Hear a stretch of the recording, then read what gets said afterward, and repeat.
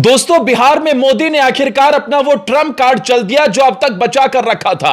मोदी ने वो चाल चल दी जिसने विपक्षियों की हालत खराब कर दी है। दरअसल नरेंद्र मोदी ने अब अपने तुरुप के इक्के यानी कि उत्तर प्रदेश के मुख्यमंत्री योगी आदित्यनाथ को बिहार के चुनाव में उतार दिया है। योगी आदित्यनाथ का चुनावों में स्ट्राइक रेट 90% है, यानी कि वो जहां जहां जाते हैं कमल खिलाते हैं। इस बात की वो जीत की गारंटी बन जाते हैं।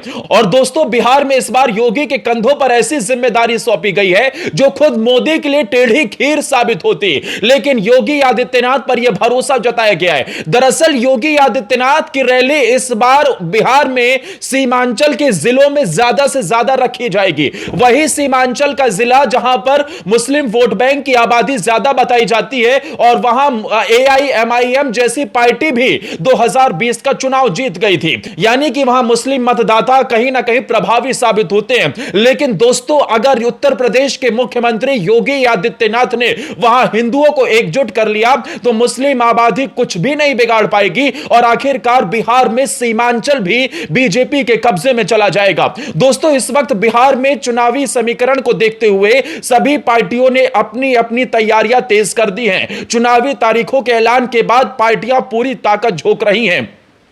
एक तरफ तेजस्वी यादव अलग अलग यात्राएं कर रहे हैं, वहीं दूसरी तरफ राहुल गांधी विदेश में ही बैठकर ट्विटर पर ट्विटर वॉर खेल रहे हैं। इधर बिहार के अंदर बीजेपी और नीतीश ने पूरी तरीके से मोर्चा संभाल लिया है। वहीं मोदी के हनुमान चिराग पासवान पहले से ही उन इलाकों में खास तौर पर जा रहे हैं जहां LJP रामविलास का अच्छा खासा प्रभाव माना जाता है। लेकिन दोस्तों, योगी आदित्यनाथ की रैली इस बार हार और जीत का अंतर डिसाइड कर सकती है। योगी आदित्यनाथ की ये रैलियां कहीं ना कहीं इस बार तेजस्वी यादव की एक बार फिर से हार की कहानी लिख सकते हैं। दोस्तों, क्या आप भी मानते हैं कि उत्तर प्रदेश के मुख्यमंत्री योगी आदित्यनाथ बिहार के चुनाव में बीजेपी को जीत दिला सकते हैं? और क्या आप भी मानते हैं कि बिहार को योगी जैसा नेता चाहिए जो डंके की चोट पर कदम उठाए, जो किसी भी अपराधी को मिट्टी में मिलाने का दम रखता हो? क्योंकि दोस्तों, ये वही बिहार है जहां उत्तर प्रदेश से ज्यादा और बराबर में क्राइम रेट था। यह वही बिहार है जहां जंगल राज था। यह वही बिहार है जहां बाहुबलियों का शासन था। लेकिन जैसे उत्तर प्रदेश में बाहुबलियों को मिट्टी में मिलाने का काम योगी आदित्यनाथ ने किया, अब ऐसे ही अपराधियों को और ज्यादा मजा चखाया जाए, यानी कि अपराधी अपने आखिरी दिन गिने। जैसा योगी आदित्यनाथ कहते हैं, अगर किसी बहन बेटी को छेड़ा तो अगले रेड लाइट पर यमराज तुम्हारा इंतजार कर रहा होगा। ऐसे नेता की अब बिहार में भी जरूरत है। दोस्तों, योगी आदित्यनाथ का स्ट्राइक रेट 90% से ज्यादा है, यानी योगी आदित्यनाथ ने मध्य प्रदेश में जो मोर्चा संभाला, जहां जहां चुनाव प्रचार के लिए गए वहां वहां उन्होंने कमल खिलाया। गुजरात में ऐसे इलाके की जिम्मेदारी थी उनके कंधों पर जहां बीजेपी कमजोर दिख रही थी और नरेंद्र मोदी का जादू भी वहां फीका पड़ गया था। लेकिन आखिरी मौके पर वहां योगी आदित्यनाथ को उतारा गया और पूरा खेल पलट गया। इसके अलावा जम्मू कश्मीर में जहां बीजेपी की सरकार नहीं बनी, बड़े बड़े नेताओं की रैलियां भी फीकी पड़ गई। वहां योगी आदित्यनाथ का स्ट्राइक रेट 85% था, यानी कि जम्मू कश्मीर में भी जिस जिस इलाके में योगी गए वहां कमल खिलाने का काम किया और जम्मू के अंदर तो उनका स्ट्राइक रेट 100% था। इसके अलावा योगी के कंधों पर जब हरियाणा की जिम्मेदारी सौंपी गई तो वहां भी योगी ने कमाल का प्रदर्शन किया। कुल मिलाकर योगी बीजेपी की जीत की गारंटी है। पूरब हो, पश्चिम हो, उत्तर हो, दक्षिण हो, चारों दिशाओं में योगी का डंका बजता है और योगी आदित्यनाथ की बुलडोजर नीति, उनके विकास करने का काम करने का तरीका हर किसी को प्रभावी ढंग से दिखता भी है। दोस्तों, उत्तर प्रदेश में रिकॉर्ड सरकार चलने के साथ ही अब बिहार में योगी के कंधों पर यह जिम्मेदारी है कि कैसे वहां एक बार फिर से एनडीए की सरकार बनाई जाए। खबर ऐसी है कि रैलियों का खाका तैयार हो गया है। नरेंद्र मोदी करीब वहां 10 रैली करने वाले हैं। इससे पहले भी वो बिहार में लगातार रैलियां कर चुके हैं, लेकिन मोदी की इस बार बिहार में इस चुनावी तारीखों के ऐलान के बाद 10 रैलियां हो सकती हैं। इसके अलावा गृह मंत्री अमित शाह और जेपी नड्डा की करीब 20 से 25 रैलियों के आयोजन की खबरें हैं, यानी कि पूरे बिहार को अलग अलग नेता टारगेट करते नजर आएंगे। गृह मंत्री अमित शाह के कंधों पर भी करीब 20 से 25 रैली करने का दारोमदार है।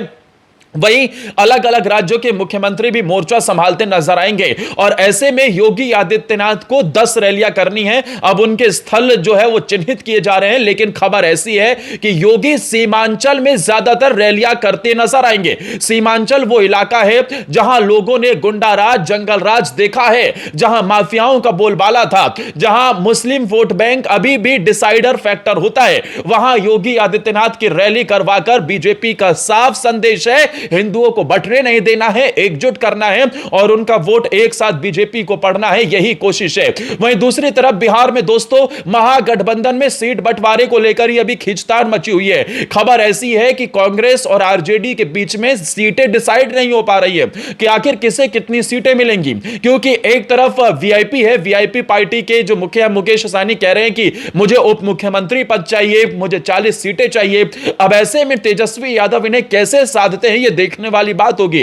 तेजस्वी यादव एक बार फिर से फीके पड़ते हुए नजर आ रहे हैं, उनकी रैलियों में वो दम नहीं दिखाई दे रहा। जैसे उत्तर प्रदेश में 2 लड़के नजर आए थे ना, अखिलेश यादव और राहुल गांधी, लेकिन वो भी फीके पड़ते हुए दिखाई दिए। इस बार वही नतीजा बिहार में भी हो सकता है। इन 2 लड़कों का जादू फीका पड़ता हुआ नजर आ रहा है, क्योंकि बिहार में बीजेपी ने अपनी पूरी फौज उतार दी है।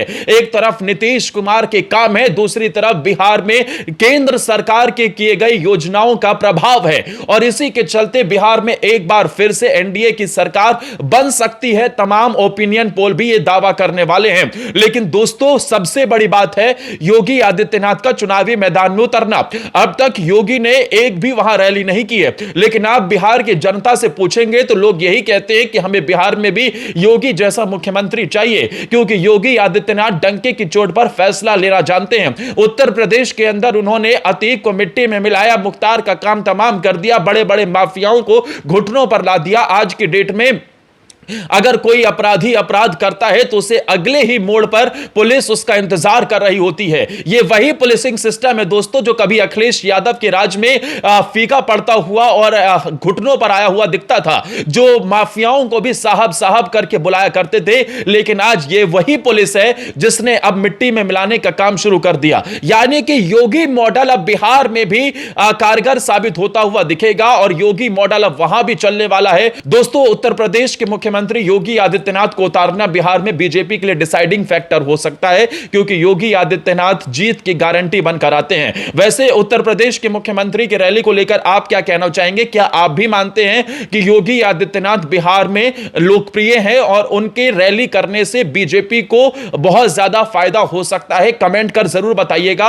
और दोस्तों अगर यह वीडियो अच्छी लगी हो तो प्लीज हमारे चैनल को सब्सक्राइब भी कर लेना। योगी आदित्यनाथ के अलावा महाराष्ट्र के मुख्यमंत्री देवेंद्र फडणवीस भी आपको उतरते हुए नजर आएंगे। इसके अलावा मध्य प्रदेश के सीएम मोहन यादव, ये सभी पूरी फौज उतरती हुई नजर आएगी और योगी आदित्यनाथ एक बार फिर से बटोगे तो कटोगे नारा जो उनका हाईलाइट हुआ था उसे वो वहां उठा सकते हैं और ये बता सकते हैं कि दोस्तों जातियों में बंटना नहीं है, क्योंकि ये बांटकर सियासत करते हैं और हिंदू अगर बटे तो फिर हाल क्या होगा ये किसी से छिपा नहीं है। इसीलिए एकजुटता का संदेश योगी आदित्यनाथ दे सकते हैं और बिहार में वो एनडीए के लिए एक एक्स फैक्टर साबित हो सकते हैं। इसके अलावा बिहार में नरेंद्र मोदी ने पहले ही 1 करोड़ 21 लाख से ज्यादा महिलाओं के खाते में 10,000 रुपए की राशि ट्रांसफर की और वहां पर और योजनाओं की सौगात दी गई। 10,000 रुपए की राशि ट्रांसफर करने के साथ ही बिहार में इसे सबसे बड़ा गेम चेंजिंग फैक्टर बताया जा रहा है, क्योंकि 1 करोड़ 21 लाख महिलाओं को साधा गया, उसके साथ साथ परिवार के 2-2 4-4 सदस्य को भी साधा गया। तो यानी कि 5-7 करोड़ वोट का काम तो बीजेपी पहले से ही कर बैठी है। खैर इसकी काट कैसे आरजेडी और पूरा विपक्ष निकाल पाएगा ये भी देखने वाली बात होगी।